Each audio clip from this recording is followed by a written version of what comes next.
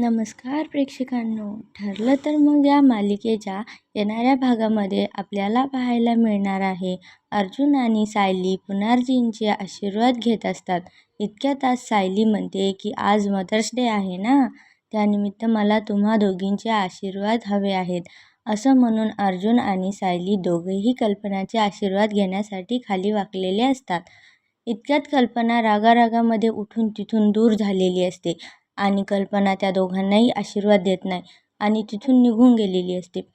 पाहून अर्जुनला देखील खूप वाईट वाटलेला असतो. तो देखील खूप हवा झालेला असतो आणि सायली म्हणते की मला माहिती आहे आपल्या मायलेकीचं नातं काय होतं आणि खरंच मला आई म्हणजे काय हे माहिती नव्हतं.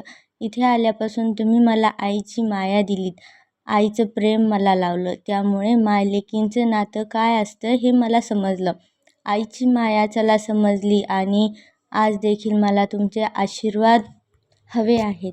सायली बोलत असताना अर्जुन देखील कल्पनाकडे पाहत असतो. सायली खूप इमोशनली बोलत असते. हे ऐकून कल्पनाच्या देखील डोळ्यातून अश्रू वाहत असतात आणि तिला देखील पश्चाताप होत असतो.